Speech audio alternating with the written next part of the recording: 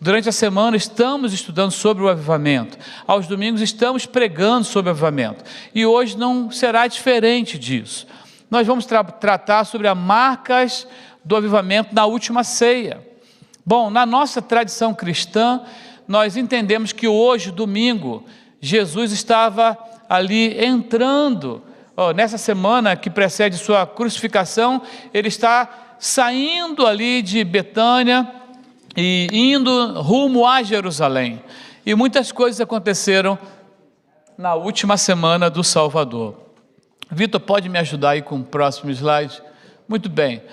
Ali em João, capítulo 12, nós vamos ver o relato da entrada de Jesus em Jerusalém. E eu gostaria de ler com você aí. Se você tem a sua Bíblia, deixe ela aberta, porque vamos tratar de João 12 e João 13, agora nessa manhã desse domingo. E vai ser importante para você ter esse texto contigo. No dia seguinte, a grande multidão que tinha vindo para a festa, nesse caso aqui a festa da Páscoa, ouviu falar que Jesus estava chegando a Jerusalém. Pegaram ramos de palmeiras e saíram ao seu encontro, gritando: Hosana, bendito é o que vem em nome do Senhor. Bendito é o Rei de Israel. Jesus conseguiu um jumentinho e montou nele, como está escrito: Não tenha medo, ó cidade de Sião, eis que o seu rei vem, montado num jumentinho. A multidão que estava com ele, quando mandara Lázaro sair do sepulcro e o ressuscitara dos mortos, continuou a espalhar o fato. E assim os fariseus disseram uns aos outros: Não conseguimos nada. Olhem como o mundo todo vai atrás dele. Olhem como o mundo todo vai atrás dele. Vamos orar mais uma vez? Senhor, nós entregamos mais uma vez esse momento nas tuas mãos, o texto, o nosso coração, a nossa mente, que a sua palavra venha para nós com a força que só ela pode trazer, melhorando a nossa vida. Temos vindo de uma semana em que o Senhor já tem falado muito, em outras semanas também. E nessa manhã nós queremos deixar com o Senhor esse importante momento, que o teu Santo Espírito trabalhe aqui conosco e que a gente possa captar aquilo que Ele quer falar para nós. No nome de Jesus nós oramos. Amém.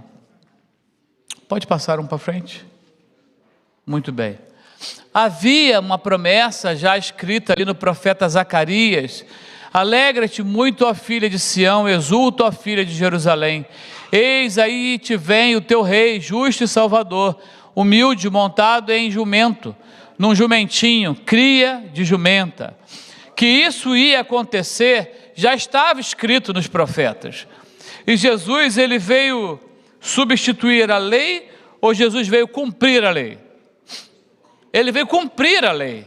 O prólogo, ou ali o primeiro capítulo de João, vai dizer que o verbo se tornou carne.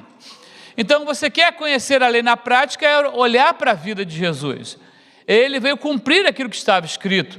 Conversávamos sobre isso com os adolescentes ali na escola dominical essa manhã. Aliás, parabéns para a Mariana, que foi a representante de todos os alunos, pelo menos nos primeiros 40 minutos da escola dominical. Então, tivemos ali uma classe personalizada, viu? Ela teve esse direito. E o fato é que precisamos nos reportar para um passo atrás da entrada de Jesus em Jerusalém. Vocês sabem que ali no capítulo 10 de Lucas, o evangelista, ou Lucas, o médico grego, vai relatar um episódio interessante de Jesus visitando a casa de Marta e Maria. Qual era o nome do irmão delas? Lázaro. E naquela visita tem uma certa confusão que não acontece só lá e nem só na minha casa, não é? Quando os irmãos ficam disputando quem vai fazer quem vai fazer o quê, não é? Mas normalmente isso não acontece quando são duas irmãs, não é? Só os garotos têm esse problema, as meninas não têm esse problema, não é? De quem vai fazer o quê. E lá na casa de Marta e Maria houve esse problema. Jesus é o convidado e ele está ali naquele povoado, Betânia, né? É como a gente conhece aquele povoado, e a Marta vai brigar e vai dar uma reclamadinha com a irmã usando Jesus, né? O senhor não está vendo o que está acontecendo? O senhor não está vendo que ela parou o serviço tudo? Parou de varrer, parou de aspirar, parou de limpar o banheiro, parou de mexer aqui na cozinha e sentou do seu lado. Quer dizer, eu vou trabalhar sozinho agora. É justo isso, Jesus? O senhor concorda com isso, Jesus? Vai brincar com Jesus. É louca, né? Vai brincar com Jesus. E a Marta querendo arrumar confusão, ainda usando Jesus para arrumar confusão. Eu nem posso imaginar o timbre de voz que ele usou para, no versículo 41 do capítulo 10 de Lucas, dizer: Marta, Marta. Ali já parava tudo. Não, desculpa, já, né? Marta, Marta, você está preocupada e inquieta com muitas coisas, todavia apenas uma é necessária. Maria escolheu a boa parte, e esta não lhe será tirada. Conversando com uma pessoa ontem, sobre trabalho, ela me falava, eu falava a minha experiência sobre trabalho, e ela falava, eu também sou assim. Eu acho que eu me culparia muito se num dia de trabalho eu estivesse com a perna para o alto, um dia que não fosse a minha folga, porque o homem já foi criado para trabalhar desde o primeiro capítulo de Gênesis. Ah não, depois que pecou, aí veio o trabalho. Olha lá que não foi assim não, hein? Desde o início o homem foi criado para cultivar, para cuidar do jardim. Piorou depois do pecado bastante, né? Porque depois da queda ali do jardim, começou um negócio chamado de INSS, né? Começou uma opção de coisa ali depois do primeiro pecado, impostos, etc e tal. Mas o fato é que em Lucas narra aquela visita de Jesus à casa de Marta e Maria, ele tentando resolver um conflito ali que existia naquela família entre as duas irmãs. Mas antes da entrada triunfal de Jesus em Jerusalém, ele também estava na casa de Marta e Maria. Agora em um outro momento. Vocês sabem que ele era muito amigo daquela família. O cafezinho coado no coador era ali na casa de Marta e Maria que ele comia, não é? Também aquela costelinha frita e colocada ali na canjiquinha, também era na casa de Marta e Maria que ele parava. O pão de queijo também era na casa de Marta e Maria que ele parava. Em dado momento ele recebe um recado: aquele a quem você amava morreu. Quem? O irmão de Marta e Maria, Lázaro. E ele vai lá. Isso já está caminhando para o final do ministério de Jesus. E ele vai lá, e um vem contar a história, depois uma irmã encontra com ele, a outra irmã encontra com ele, e em dado momento ele fica bem triste, ele pergunta, onde é que colocaram ele? Meu amigo Lázaro, onde é que colocaram ele? Colocaram ali, Jesus. Ele vai naquela direção, e ele fala, tirem a pedra. A pedra que protegia o túmulo de Lázaro, tirem a pedra. O pessoal, Jesus, o negócio já tem dias, a gente não tem aquele tratamento que tem nos Estados Unidos, que a pessoa morre num dia, depois de um ano que é sepultado. O negócio tá bom não. Ele, tira a pedra, rapaz. Tiram a pedra. Tiram a pedra e ele fala, Lázaro, sai para fora. O corpo que não tinha vida, o coração que estava parado há alguns dias, o corpo em decomposição, se compõe. O fôlego de vida volta para o corpo de Lázaro. Lázaro sai andando, igual uma múmia enrolada naquele pano todo. Ele sai andando, metade deve ter corrido quando viu aquilo, claro, né? E a outra metade ficou para ver o que era. Aí ele fala, tira as faixas dele aí, libera o homem, vamos comer, porque acabou a tristeza. E com certeza foi comer mais pão de queijo na casa de Marta e Maria, e o Lázaro foi tomar um banho, botou uma roupinha, e aí, Jesus, como é que estão as coisas? Eu dei uma passeada para um lugar meio esquisito, mas já estou por aqui, graças ao Senhor. A ressuscitação de Lázaro foi aquilo que faltava para encerrar se alguém tivesse qualquer dúvida sobre a natureza messiânica de Jesus, sobre Jesus como Cristo, que ele era mestre, ninguém tinha dúvida. Ele conhecia a lei melhor do que qualquer pessoa, tinha autoridade para falar. Mas como é que é o negócio? Ressuscitou o cara, depois de não sei quantos dias morto. Fosse no dia seguinte, alguém podia falar, ele desmaiou, né? Ressuscitou, depois de tantos dias. Nenhum dos inimigos de Jesus conseguia mais conter a multidão, conseguia mais falar contra Jesus. A fama de Jesus cresceu cada dia mais. Lázaro, a ressurreição de Lázaro, foi um episódio realmente inesquecível para todos aqueles que acompanhavam a vida pública de Jesus. E Jesus está em Betânia, capítulo 12 de João, Jesus está em Betânia, ele está ali na mesma casa, mas agora essa casa não tem mais a confusão que aconteceu em Lucas 10, que as irmãs estavam se pegando lá, por conta da atividade de casa. Agora essa casa é uma casa onde as irmãs estão lá, e aquele que estava morto também está lá, e Jesus está lá em comunhão com aquela casa, e acontecem coisas fantásticas naquele lugar. O capítulo 12 precede a última ceia, o último jantar de Jesus com os discípulos, e eu gostaria que pudéssemos captar algumas coisas que aconteceram naquele lugar. As características do avivamento na última ceia são elas que podem nos dirigir essa manhã para o que talvez esteja faltando também na nossa vida. E a primeira característica que eu sinalizo ali é: eu entrego o meu melhor para Ele. Não haverá avivamento na sua vida, na vida da família ou na vida da igreja, se você só entregar o segundo, terceiro, quarto, quinto lugar para Deus. É o melhor. Conversando com um jovem semana passada, retrasada, sobre a questão do dízimo, eu falava com aquele jovem: deixa eu falar uma coisa para você, não brinque com isso. Não brinque com isso. Eu não sabia nem falar e meu nome já estava lá no relatório de dizimista. Porque papai falava: aqui em casa ninguém vai ficar branco no relatório de dizimista. Dízimo é princípio. Estou falando de dízimo, podia estar falando sobre qualquer coisa. Eu posso estar falando sobre a entrega 100% da tua vida. É o melhor. Aí aquele jovem chega para mim: mas eu fiz as contas, vai faltar. Vai faltar, porque tem isso, tem aquilo. Eu estou ganhando menos, deixa eu te contar um negócio. Vai faltar mesmo. Eu posso te garantir que vai faltar. Tu não dá dízimo, tu devolve aquilo que não é teu. Tu vai ficar com aquilo que é teu dentro da tua casa. O dono vai vir cobrar, hein? Você entrega o que não é seu. Seu são 90%. Esses 10% não é seu. Não sou eu que estou falando isso não, é a palavra.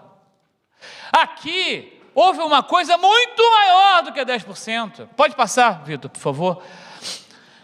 Lá João 12, de 1 a 8, 6 dias antes da Páscoa, Jesus chegou a Betânia, onde vivia Lázaro, a quem ressuscitara dos mortos. Ali prepararam um jantar para Jesus. Marta servia enquanto Lázaro estava à mesa com ele. Então Maria pegou um frasco de nardo puro, que era um perfume caro, derramou sobre os pés de Jesus e os enxugou com os seus cabelos. E a casa encheu-se com a fragrância do perfume. Mas um dos seus discípulos, Judas Iscariotes, que mais tarde iria traí-lo, fez uma objeção: por que esse perfume não foi vendido e o dinheiro dado aos pobres? Seriam 300 denários. Ele não falou isso por se interessar pelos pobres, mas porque era ladrão. Sendo responsável pela bolsa de dinheiro, costumava tirar o que nela era colocado. Respondeu Jesus: deixa-a em paz, que o guarde para o dia do meu sepultamento, pois os pobres vocês sempre terão consigo, mas a mim vocês nem sempre terão. Aqui em Betânia, essa casa, que em Lucas 10 era uma casa que estava vendo confusão, agora aqui em João 12, essa casa é uma casa que não faz mais conta com Cristo. Eu não faço mais conta. Está louco fazer conta com Jesus? O cara ressuscitou meu irmão, outro dia estava morto aí, dias. Que conta que eu vou fazer? Eu tenho alguma dúvida do poder dele para alguma coisa? O que eu entregar aqui é pouco, e não vai faltar nada, nem a vida faltou para o meu irmão Lázaro. Eu vou negociar o que eu vou dar para Jesus. 300 denários, nós estamos falando aqui de 300 dias de trabalho, 300 diárias de um trabalhador braçal naquela época, era 1 denário a diária. Essa irmã que sabe quem Jesus é, sabe do poder de Jesus, sabe o que ele fez, sabe de confusões que ele resolveu dentro da casa, sabe de tudo. Ele está passando em Betânia, 3º ano do ministério público, ela tem um negócio guardado, ela não tem muito daquilo, ela tem um vidro. E ela fica ali pensando, o que eu vou fazer dessa vez para agradar Jesus? O que eu vou dar para ele? Como é que eu posso ser grata? E ela vai pegar aquele vidro.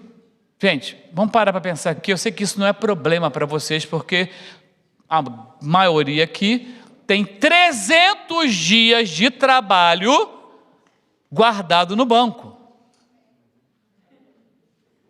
Será que fez censo agora aquele vidrinho de perfume? Quase 1 ano de trabalho guardado no banco. O que eu tenho aqui para dar para ele que representa uma importância significativa? E ela pega aquele vidrinho de perfume, e aí o Judas miserável está lá olhando. Não, o que ela vai fazer com esse negócio aí? Você me interessou agora. Judas era o tesoureiro. Você pode imaginar que Judas era o tesoureiro do ministério de Jesus? Jesus era bonzinho demais mesmo, né, gente? Dá oportunidade para aquilo se converter, mudar aquele coração, né? E Jesus está ali, e Judas está lá, e os discípulos estão lá, está todo mundo lá, Marta, Maria, Lázaro, todo mundo lá. Eu acho que o pessoal passava perto de Lázaro, assim, Lázaro, dá uma chegadinha aqui, o que tu viu lá do outro lado? Porque o Lázaro virou a sensação da cidade, né? Meu amigão, vem cá, tu é de carne e osso mesmo? Como é que é? Tu é fantasma? O que tu é? E naquela história ela pega o vidro de perfume e ela começa a ungir Jesus com aquele vidro de perfume. Uma das versões do Evangelho vai dizer que ela estava preparando o corpo de Jesus para o seu sepultamento. Porque se você se recorda, se não, vamos deixar para dia 31, semana que vem, né, o sepultamento de Jesus foi muito rápido, não houve muito preparo. Então ela está cuidando, ela está antecipando o preparo do meu corpo com aquele vidro. O fato é que Jesus diz para Marta em Lucas 10, deixa a Maria em paz, fazendo um favor. Cuida aí do bolo que já vai queimar aí nesse fogão a lenha. E agora ele diz para Judas, você deixa ela em paz? De novo estão perturbando essa mulher que quer estar comigo, quer adorar, que ela quer me tratar bem, de novo. E Maria é a responsável pela história de hoje. E Jesus fala, ela será lembrada aonde o Evangelho chegar. O que é o melhor, muitas vezes, não é o melhor para alguém. Muitas vezes o melhor, as 2 moedinhas de valor menor do Império Romano que aquela viúva entregou no templo, foi o melhor que ela podia dar, mas eram 2 moedinhas. Agora essa senhora está entregando um vidro, mas o que é o melhor? O que é o melhor e quando o melhor é o melhor?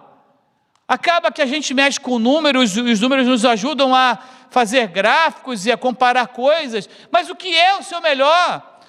Talvez o seu melhor não possa ser contabilizado em números. O que é o seu melhor? O avivamento, ele começa com a entrega do melhor. Características do avivamento da última ceia também, eu desejo estar à mesa com Jesus. Eu desejo estar à mesa com Jesus. E na semana passada falávamos um pouco sobre as características dos discípulos e o quanto ainda eram imaturos em alguns pontos, não é? mas Jesus queria estar com eles e queria estar ensinando a eles. Toda oportunidade era a oportunidade de ensinar. E agora nós vamos ver no próximo versículo, Lucas 22, de 15 a 16, olha o que acontece. Lembra, ele está em Betânia. O rumo era Jerusalém, a Páscoa em Jerusalém. E entre Betânia e Jerusalém, ele dá uma ordem a 2 discípulos. Vocês vão na frente e vão preparar algumas coisas para mim. Primeiro, vai ter um cidadão que vai ter um jumento, um animal muito usado naquela ocasião. Quem assistiu Paixão de Cristo, é bem característico isso. Lá no Gólgota, na crucificação de Jesus, muitos sacerdotes ou religiosos estavam montados em jumentos. Era o melhor animal que tinha para aquele clima árido, um animal muito forte, resistia muito. Então, em vez de Jesus pedir aos discípulos, separa aquele cavalo branco com aquela coisa que o vento bate, aquela cena de filme, separa um jumentinho 0 quilômetro, que ninguém montou. Vai lá, ele está no lugar tal, amarrado. Se alguém perguntar, diga, o mestre precisa dele, mas vai devolvê-lo. Os discípulos foram à frente, foi exatamente isso que aconteceu. Por que vocês estão desamarrando aí meu jumentinho? O mestre precisa dele e vai devolvê-lo. Liberam o jumento. Mas também fala, olha, vai também lá num lugar, tem um cômodo assim superior, e vocês vão preparar lá a ceia, o lugar da Páscoa, é lá. Nós temos essa sensação, por exemplo, quando nós estamos próximo ao Natal. Onde vai ser o Natal? Onde você vai passar o Natal? Começa um negócio, eu vou escrever um livro só, aonde você vai passar o Natal, porque são anos de experiência sobre essa história de onde vai passar o Natal.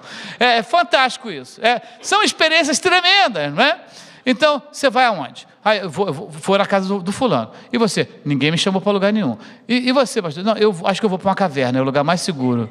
Pastor, o melhor lugar para o pastor Natal é uma caverna, que ele fica protegido, tranca a porta, pronto. Então, a verdade é, a Páscoa era isso. Onde você vai passar a Páscoa? Aonde que você vai estar na Páscoa? A Páscoa era libertação, era liberdade, era fim de cadeia, era aquele memorial desde que Moisés liderou o povo saindo do Egito. Lá começou a Páscoa, um cabritinho era imolado, e eles tinham que comer com a sandália nos pés, olha, com pressa, porque foi assim que Deus nos tirou do Egito. E judeus sabiam o que era Páscoa, ninguém tinha dúvida do que era Páscoa. Mas agora é a última Páscoa. De vez em quando, papai fala, pois é, eu sinto falta daquele momento que a gente sempre sentava junto, todos os filhos, os netos, e a gente comia junto em volta da mesa. Será que a gente vai voltar a fazer isso algum dia?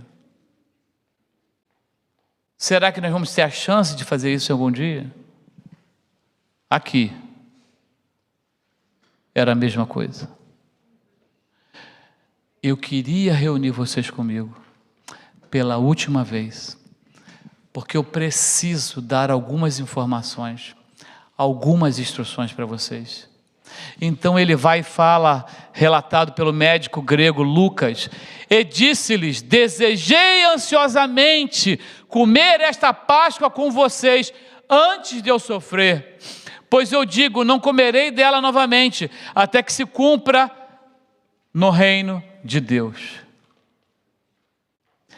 Eu estou indo embora. Eu estou indo para a minha via crucis. Eu estou indo para o meu sofrimento. Mas eu quero reunir vocês comigo antes disso. Vocês são a minha família. Eu quero ter minha família junto. Eu sei o que eu vou passar. Quando nós mortais não sabemos o que nós vamos passar, a gente já sofre. Você imagina o cara sabendo o que vai passar. Eu estou precisando de vocês ao meu redor e junto a gente comer. Eu estou precisando de família. Eu estou precisando estar com você. Desejei ansiosamente. Jesus, ele aqui na última Páscoa ou na última ceia, antes da sua morte, crucificação, ele quer estar em família. Pode passar, Vitor. Características do avivamento na última ceia, eu assumo o meu papel de servo, repito o que ele fez. Gente, isso aqui para nós, essa última ceia é quase um hospício. Por quê? Preste bem atenção. Os 12 lá, ninguém regulava da cabeça aqueles 12, a verdade seja dita. Não tinha ninguém normal ali. O cara que era publicano largou tudo, ganhava um dinheirão, cobrador de impostos, para virar pobre, né? O outro, Pedro, toda hora tinha uma perguntinha, uma sugestão, uma conversa, né? O João era um adolescente, já com uns 17 anos de idade, 16, andava agarrado em Jesus para cima e para baixo. Era um negócio, e o Judas era ladrão, para piorar. Só que só Jesus sabia. E Jesus, está só vendo o comportamento de Judas. E aquele povo todo andando. Um dia chega até Jesus conversando com a mulher samaritana lá em Samaria. Achou estranho aquilo. Outro dia Jesus manda eles atravessarem o barco, o lago lá, o mar da Galileia, num barco, e vem andando sobre a água. Ô gente, aquilo ali não era para qualquer um. Ver Jesus andando sobre a água no meio daquela, né? À noite. Ali é todo mundo meio desmioladinho ali daquele grupo. Mas Jesus aqui chama todo mundo para a última ceia. E todo mundo junto, ele começa a fazer coisas da última volta da corrida. A última volta da corrida. O que se faz na última volta da corrida?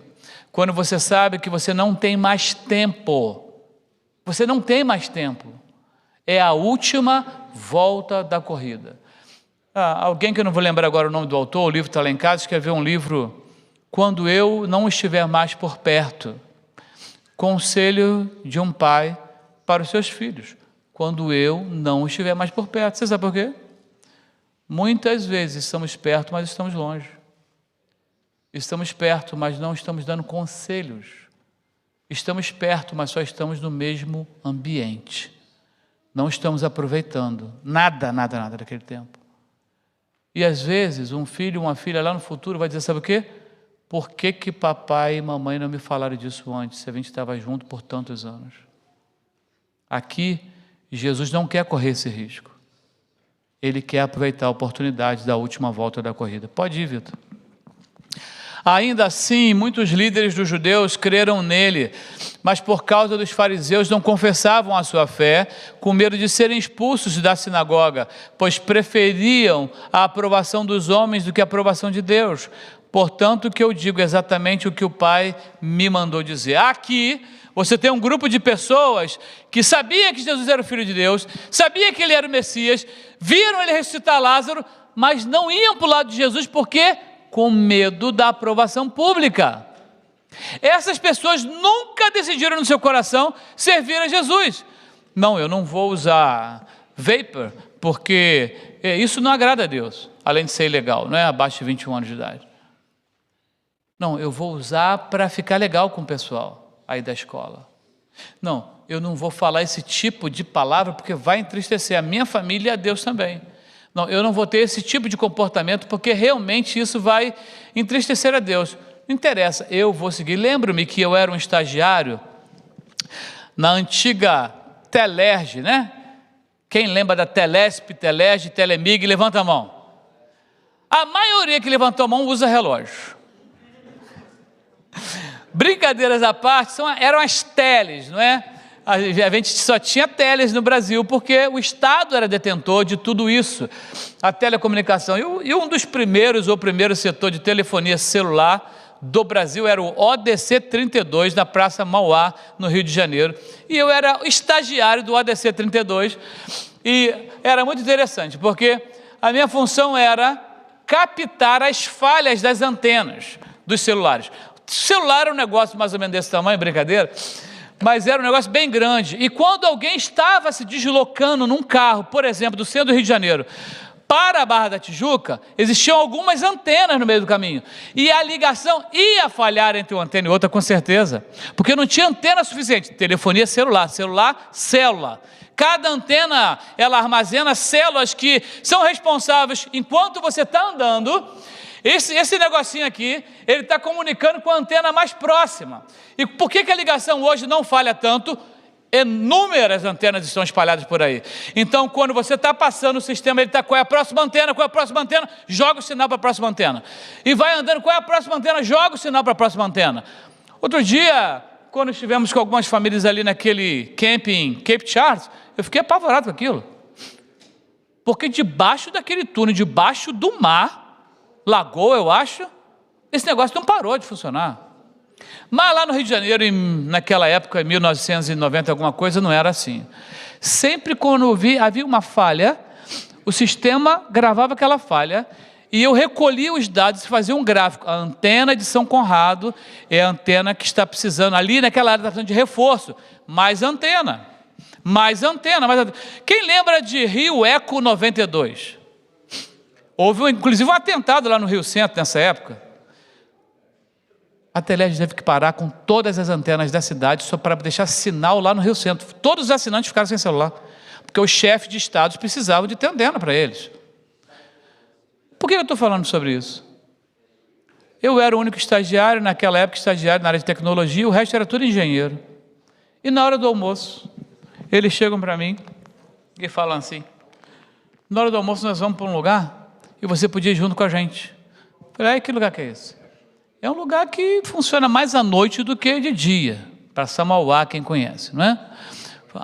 Mas como é que é isso? Não, é um lugar, tem umas meninas, etc e tal, laralari.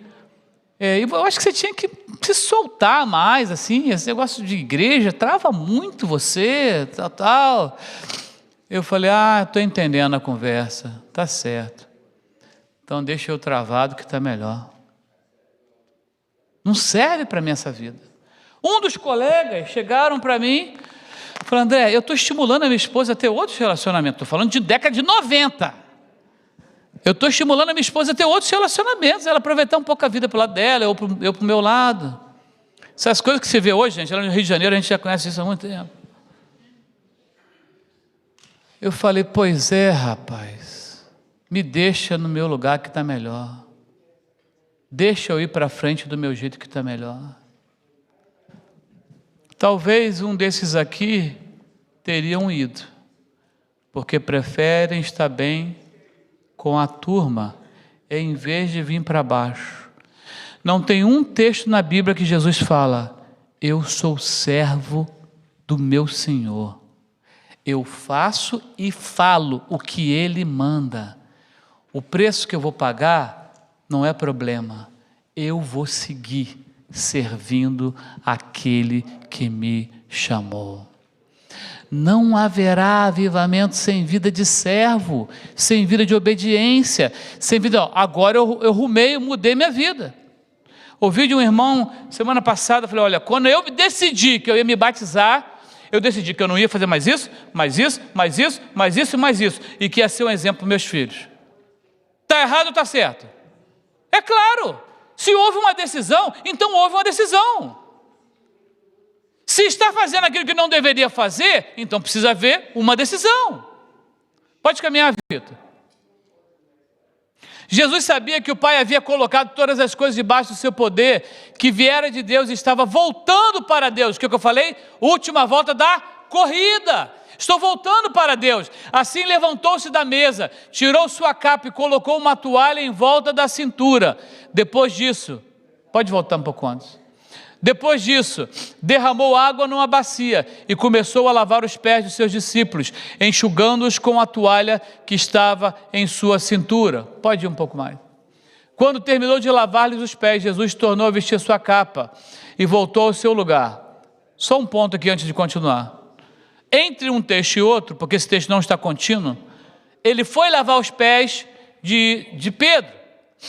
E Pedro falou: pode parar, aqui não.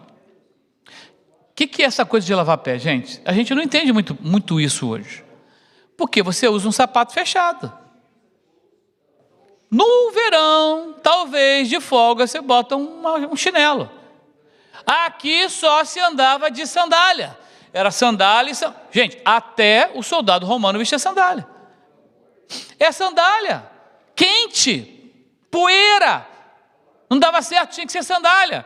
Só que quando o cara chegava na casa, alguém tinha que lavar o pé dele. Quem que lavava o pé de quem? Ou tinha um empregado para fazer isso, ou acredite se quiser, a mulher lavava o pé de quem chegava. Porque naquela época a mulher era considerada inferior. só naquela época, e nenhum homem aqui vai falar nada contrário disso.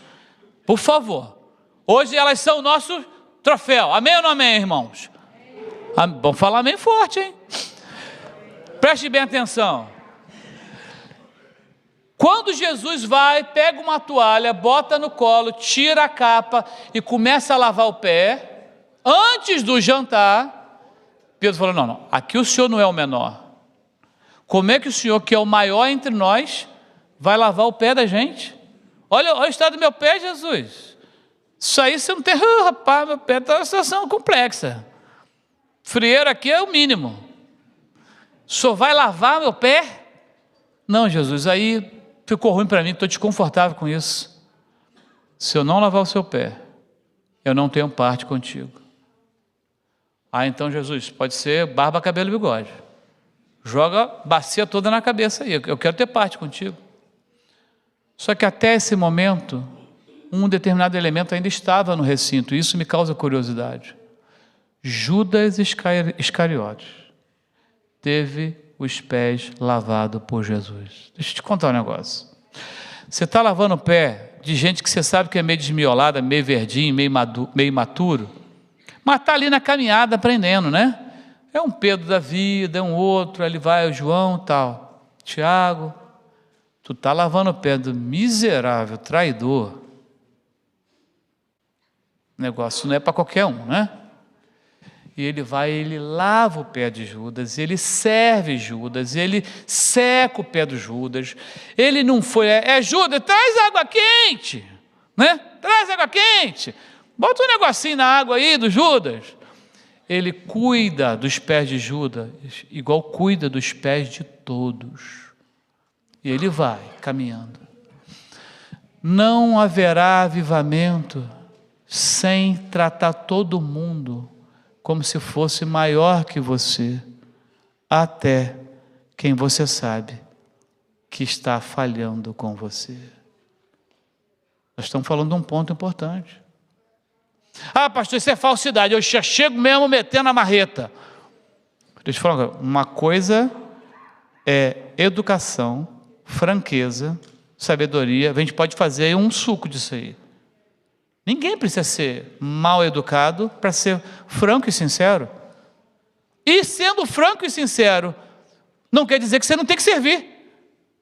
Porque mesmo que alguém esteja errando com você, a Bíblia não fala, com esse você não precisa servir. É isso que fala? Não haverá avivamento enquanto nós não entendermos que nós somos menores de que outros. E o texto vai avançar. Eu aceito. Pois não, quando terminou de lavar os pés, Jesus tornou a vestir sua capa. Vocês entendem o que fiz a vocês? Pois bem, se eu, sendo Senhor e mestre de vocês, lavei os vossos pés, vocês também devem lavar os pés uns dos outros. Digo verdadeiramente que nenhum escravo é maior do que o seu Senhor, como também nenhum mensageiro é maior do que aquele que o enviou. Eu estou indo embora. Última volta da corrida, eu vou deixar esses 12 aqui sozinho, eu preciso tomar medidas agora, porque senão vai ter problema lá na frente, daqui a pouco eu não estou mais no meio deles. Olha, vocês têm que cuidar uns dos outros, olha, vocês têm que servir uns dos outros, daqui a pouco papai não está por aqui não, mamãe não está por aqui não, o mestre não está por aqui não, vocês precisam cuidar uns dos outros, e ninguém aqui é maior do que ninguém. Vocês estão entendendo o que eu estou dizendo? E ele está dando últimas instruções para esses discípulos. Pode caminhar, Vitor. E agora, o último e quarto, eu aceito a correção, me arrependo e desejo tratar o meu erro. Não haverá avivamento sem esse posicionamento. E aonde que isso está no texto? Pode passar, Vitor. Respondeu Simão Pedro, então, Senhor, não apenas os meus pés, mas também as minhas mãos e a minha cabeça. Respondeu Jesus, quem já se banhou precisa apenas lavar os pés. Todo o seu corpo está limpo. Vocês estão limpos, mas nem todos. Ele serviu a Judas? Serviu. Lavou o pé de Judas? Lavou. Deixou de entregar a mensagem para Judas? Não. Serviu. educação, serviço, amor, mas ele teve que fazer o que ele tinha que fazer. Pois ele sabia quem iria traí-lo e por isso disse que nem todos estavam limpos. Jesus não podia partir, entrar em Jerusalém, sabendo que ia ser preso e condenado e depois morto, sem resolver o problema de um elemento que estava naquela equipe, sem proteger os 11 que ficariam naquela equipe. Eu preciso cuidar deles e eu preciso cuidar desse outro elemento também. E o texto continua: não estou me referindo a todos vocês, conheço os que eu escolhi, mas isto aconteceu para que se cumpra a Escritura. Aquele que partilhava do meu pão voltou-se contra mim. A expressão grega voltou-se contra mim é bem interessante. Na verdade, eu tenho ela até aqui em Salmos, talvez no próximo slide. A expressão aqui é deu com calcanhar contra mim. É a expressão do animal que você cuida, você dá água, você dá ração, leva para pastar, e você tira a ferida do animal, e aquele animal que você cuida dele bastante, todo dia não falta comida para aquele animal nem água, o que ele faz? Dá com o calcanhar no cuidador.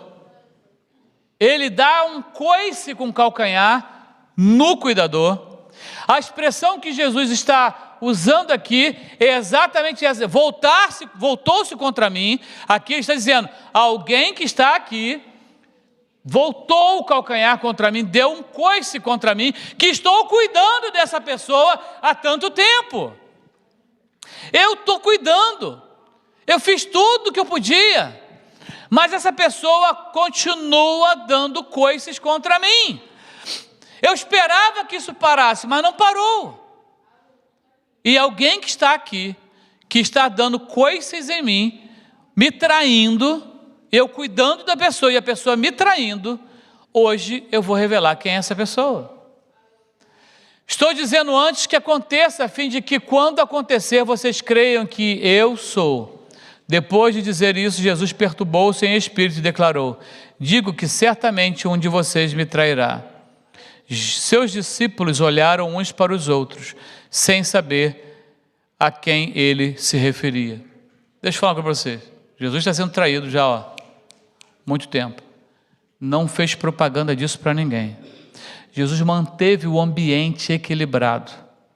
Jesus conduziu o grupo até o final. Está encerrando o projeto. Última volta da corrida.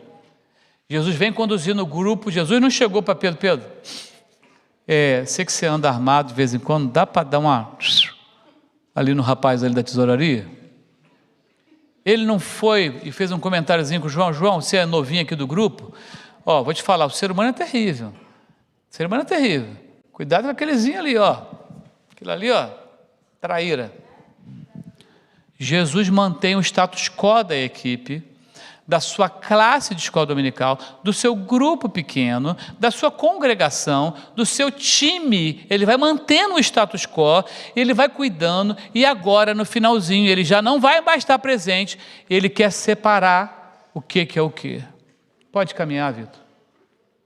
Um deles, o discípulo a quem Jesus amava, estava reclinado ao lado dele. Simão Pedro fez sinais para esse discípulo, como a dizer: pergunta a ele aí, de quem que ele está falando? João, o discípulo a quem ele amava. Sabe o que é interessante? Quem está escrevendo é João. João podia ter escrito: eu estava do lado do mestre e o Pedro querendo fofocar comigo à distância. Se fosse hoje, o Pedro estava lá no WhatsApp. Aí, vê quem que é. Dá uma checada em quem que é aí. Né? O Pedro olhava para o João de longe, né? E falava assim, E aí ele, dá um toque aí no Jesus aí, pergunta para o mestre, porque agora complicou. Como é que eu vou dormir essa noite? O cara tem um traíra aqui? Vou amolar a espada. E Jesus, ele vai revelar. Então, Jesus respondeu, João pergunta, Senhor, quem é? Jesus respondeu, aquele a quem eu der este pedaço de pão molhado no prato. Então, molhando o pedaço de pão, deu a Judas Iscariotes, filho de Simão. Então, logo Judas comeu o pão, Satanás entrou nele. O que você está para fazer, faça depressa, Jesus falou para ele. Disse-lhe Jesus, visto que Judas era o encarregado do dinheiro, alguns pensaram que Jesus estava lhe dizendo que comprasse o necessário para a festa, ou que desse algo aos pobres. Assim que comeu o pão, Judas saiu e era a noite. Foi difícil isso. E eu vou falar para você por que foi difícil. Judas poderia ter dito, olha, sou eu mesmo, ou eu tenho errado durante todo esse tempo, ou eu vi tantos milagres e eu não me quebrantei diante disso. Mas Judas estava aqueles 3 anos discordando de Jesus. 3 anos. Judas estava 3 anos esperando que Jesus fosse o líder bélico mesmo. Talvez o líder da guerrilha, talvez o líder que tivesse o perfil que o próprio Judas tivesse traçado para Jesus. Judas estava naqueles 3 anos compartilhando no mesmo ambiente, dormindo, viajando. Se ele era o tesoureiro, ele precisava estar realmente muito próximo ali de tudo que acontecia. Judas estava há 3 anos por interesse pessoal, não por interesse devocional, não por piedade. Me interessa andar perto de Jesus porque ele é influente e ele tem feito coisas que ninguém fez. Eu quero estar perto dele, porque então eu também aqui sou o tesoureiro, então vale a pena para mim ficar aqui, porque eu tenho segundas intenções também nisso. Mas tem um outro ponto. Judas queria estar perto daquele grupo para ter informações. Informações.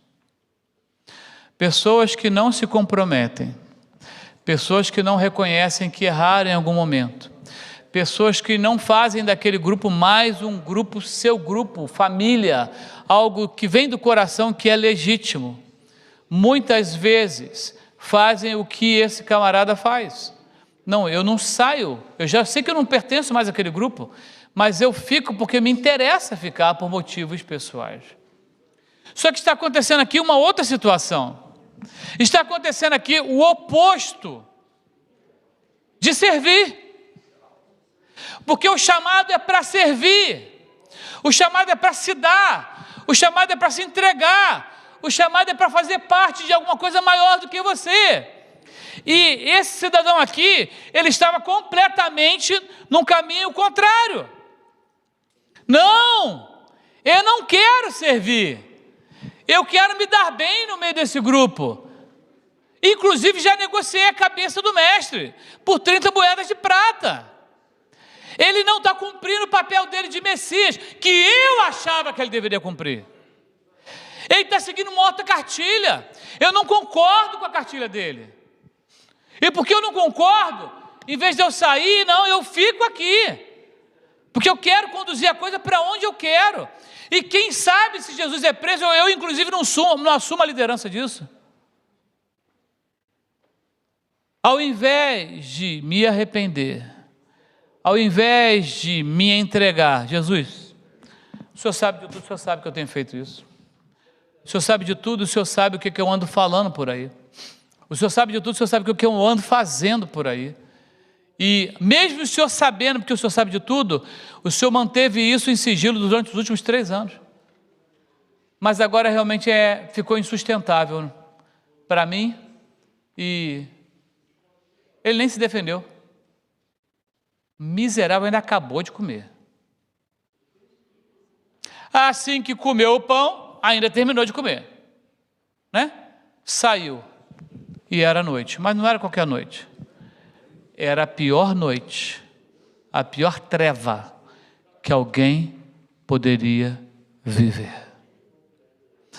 Se por um lado os 11 decidiram por um avivamento, decidiram, Senhor, o Senhor está lavando nosso pé, mas a gente nem merece, a gente não vale nada para o Senhor estar fazendo isso.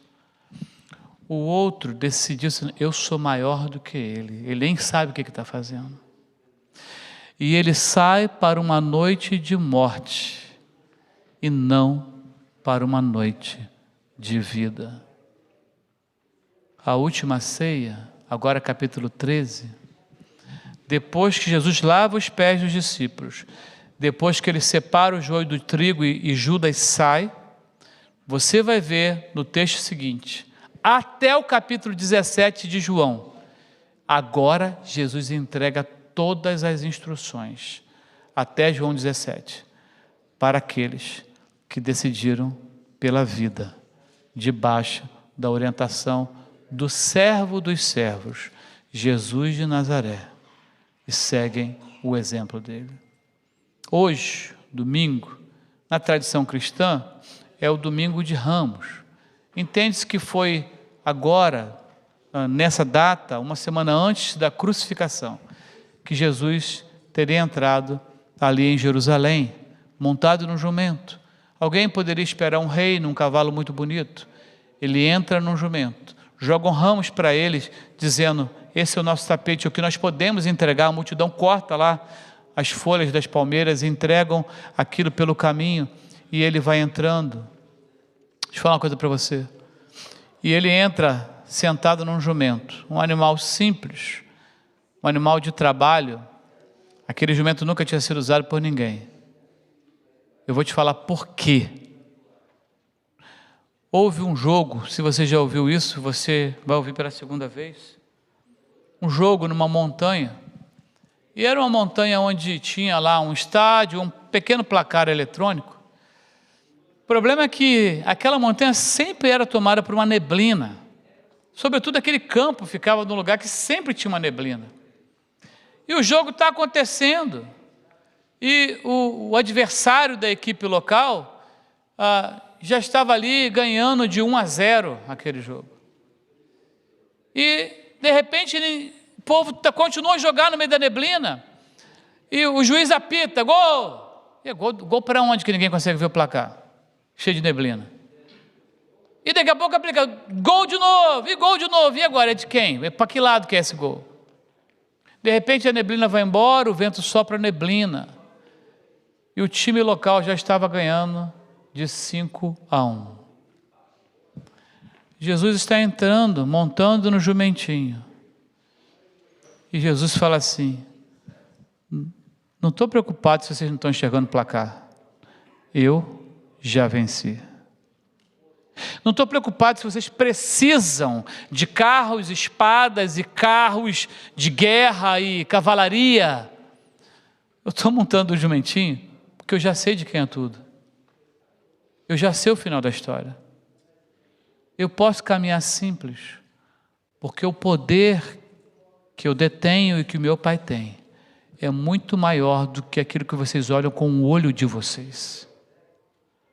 A última ceia, o domingo considerado de Ramos, a entrada de Jesus em Jerusalém, sua passagem por Betânia, tudo isso fala para nós que tipo de igreja que Ele espera que sejamos para que o avivamento chegue. Eu queria convidar você a fechar os seus olhos onde você está. Nós vamos estar orando agora. Muito mais Jesus quer falar conosco. Essa próxima semana, muito mais Ele vai falar nos grupos pequenos. Temos um grupo aqui na igreja, 7h da noite, se você quiser vir, toda quarta-feira. Se não, se conecte a um dos outros grupos, são vários grupos espalhados pela cidade. Mas o que não dá é para a gente seguir sem a revelação daquilo que Ele tem para nós. Pai, nessa manhã, nós te entregamos mais uma vez, Senhor, a nossa vida, a nossa mente, nosso intelecto, nosso corpo, do jeito que o apóstolo Pedro falou, não só o pé, Senhor, mas toda a vida, o corpo todo. Talvez alguém ache que é só o pé que está sujo, porque ele é visível, é normal que esteja sujo pela caminhada, pela poeira, pelas sandálias que uso, mas existem outras áreas da vida que também estão sujas. E diferente de Judas Iscariotes, nós queremos te entregar toda a vida, todo o corpo, toda a situação, toda a necessidade de cura, de perdão, de arrependimento. Ao seu exemplo, queremos servir os outros como maiores do que nós. Ao seu exemplo, queremos desejar sentar à mesa contigo, desejar ter comunhão contigo, desejar adquirir conhecimento para toda a vida até a eternidade, desejar aproveitar os momentos contigo. Ao exemplo de Maria, queremos entregar o nosso melhor. Não é fazer conta contigo, é o que o Senhor está precisando. É isso? Então é isso. Eu tenho como entregar isso, então eu vou entregar isso. Eu não faço contas contigo, porque muito mais o Senhor já fez na minha vida, e muito mais o Senhor vai fazer ainda. Eu entrego aquilo que o Senhor deseja de mim. E assim como o Senhor ficou feliz, alegre, ali com aquela atitude de Maria, cuidando do Senhor, nós realmente desejamos que o Senhor fique alegre conosco. Senhor, talvez aqui nessa manhã, a entrega que vai fazer o Senhor ficar alegre, é um hábito que tem que ser cortado da vida. É o jeito de falar que tem que mudar. É o jeito de pensar que tem que mudar, o jeito de sentir que tem que mudar. Entregar nossas próprias opiniões e planos já pré-desenvolvidos e imutáveis, porque foi assim que eu cresci, assim que eu aprendi, assim que vai ser. Senhor, fala com cada um aqui. Qual é o vidro de nardo puro que o Senhor deseja que seja entregue ao Senhor? Queremos entregar para o Senhor aquilo que mais o Senhor deseja e aquilo que mais nos atrapalha. Aquilo que é o nosso grande desafio. Queremos entregar nas tuas mãos. Oramos assim, no nome de Jesus, o teu Filho. Amém.